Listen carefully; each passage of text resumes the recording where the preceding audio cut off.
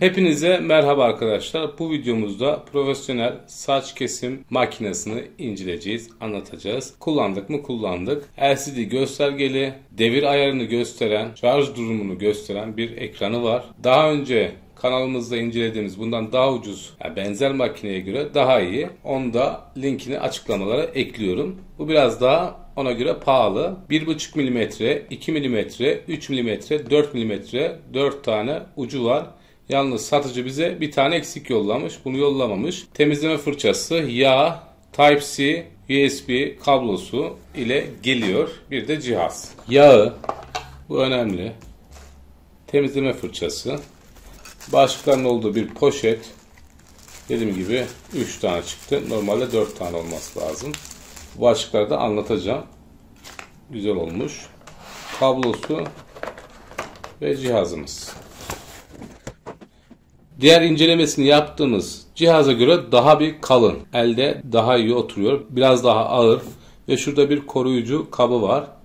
Muhtemelen dökülen kıllar ya buraya birikiyor ya da burada birikmesini engelliyor.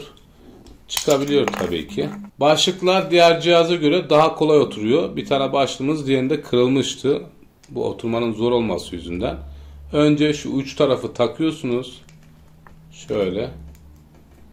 Sonrasında arkasından bastırdığınızda tam yerine oturmuş olması lazım. Yoksa bu da kırılır tabii.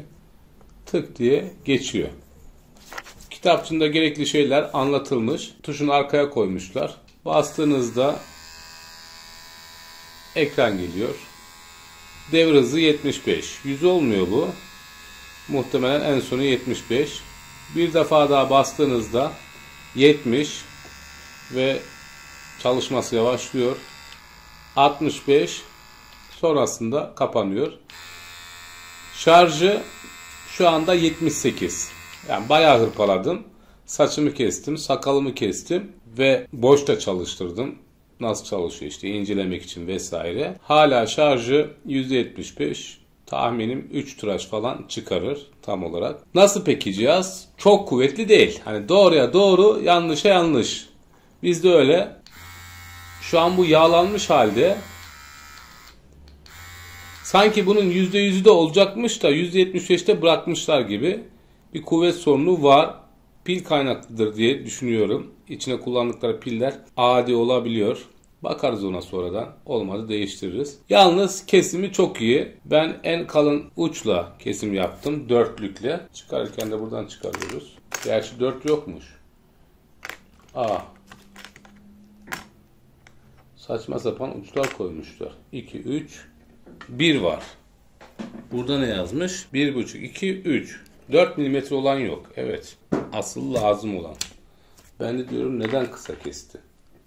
Bundan dolayı. Ben bunu şimdi iade edeceğim. Eksik parçayı yollayın diyeceğim. Bir de onun kargosuyla uğraşacak. Ya tam adam gibi yap şunu yolla. Herkes mutlu olsun yani.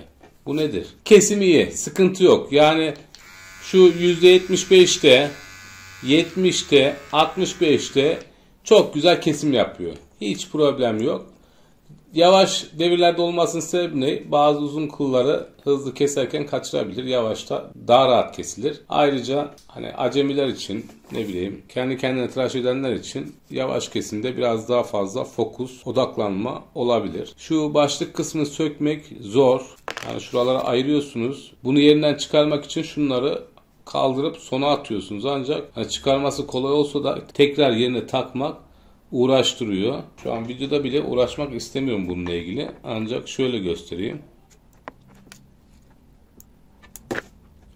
Yani çıkarması evet biraz kolay olabilir takmasına göre. Ama tekrar yerine oturtturmak uğraştırıcı. Temiz titiz bir insansanız söküp temizleyip tekrar takmak zaman içerisinde bıçaklara zarar verebilir. Ama şöyle de bir şey var. Mesela bu bize kargo dahil 223 liraya geldi. Bugün ben tıraş oldum. Şu an parası çıktı. Öyle düşünürseniz de mantıklı bir cihaz. Yani bir kez tıraş ol çöpe at desen parasını çıkarıyor. İçindeki pil vesaire de size hediye kalır diyeyim. Bakın çıkardık ya takarken daha kolay yapabilirlermiş. Ama nasıl yaparlardı bilmiyorum abi. Onu da Onlar düşünsünler. Şu an bu tekniği ben ilk defa uyguluyorum. Şöyle yapsak. Evet.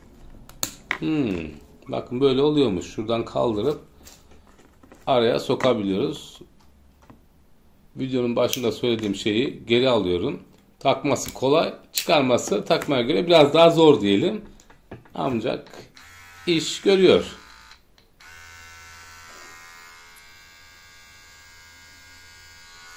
Şimdi burada sarı işaret yandı. Bu ne demek?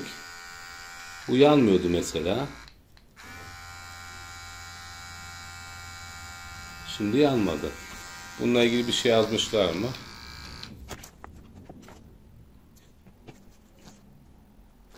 Ekrandaki ikonla ilgili bir şey yazmıyor.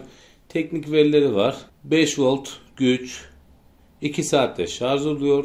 2 saat kullanım süresi, 18650 ya da 18500 lityum iyon pil.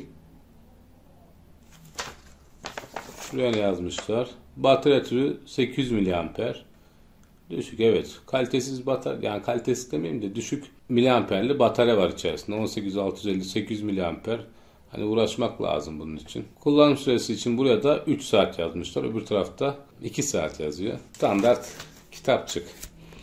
Tavsiye eder miyiz? Arkadaş alınır yani. Alırsın. 3 tıraş olursun. Zaten şu an berbere gitsen en ucuz. Hani böyle adamla pazarlık falan yaptın. 150 liraya tıraş olsan 3 tıraş 450 lira eder. Şu makine 223 lira. Kurtarır. Ne diye geçiyor? KHL 30 ürün modeli. Saç kesme makinesi. Diğerinden iyi. Kaliteli.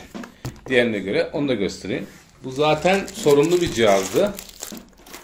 Bunun başlıkları buna olmuyor bu arada. Ben biraz parçaladım bunu. Şu uyabilir. Buna bir şey diyemem.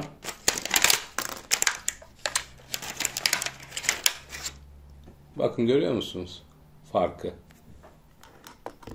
Bu biraz daha böyle elde zordu tutması. Yani şöyle zor. Şu daha böyle sağlam hissi veriyor. Tuttuğunuzda yaptığınız işe hakimsiniz. Bu biraz daha oyuncak gibiydi ona göre. Bunlar da ayırdık yedek parça olabilir diye. Şu yağını da koyarız ona. Bunu takması biraz daha zor. Hatta bu yüzden kırdık biz. Sıkı geçiyordu. Hala da aynı. 3D yazıcıyla yazılıyor. Bakın çıkmıyor yani. Taktık çıkaramıyoruz. Neyse sonra çıkarım ben bunu. Bir umut dedim ki bu buna uyabilir mi? Yok. Uymuyor. Yine de bakalım hayır. Şunlar daha iyi. Bakın bunda kesim yaparken tam ayarlayamıyordunuz. Ancak bunda tam ayarlıyorsunuz ve üstten koruması da var. Şöyle. Dolayısıyla kesilen kıl tekrar makine içerisinde dolup makinenin tıkanmasına sebep olmuyor. Type-C'den şarj olması da güzel. Powerbank vesaire, şarj cihazı, telefon falan onlara taktığımızda şarj oluyor. Şu parça da güzel düşünülmüş. Anlattığım şekilde arkadaşlar güzel. Ben memnun kaldım. İşimi görecek. Videoma burada son veriyorum. YouTube kanalımıza abone olarak destek vermeyi unutmayın. Başka bir videomuzda görüşmek üzere. Hepinize sağlıklı, mutlu, güzel günler dilerim. Hoşça kalın.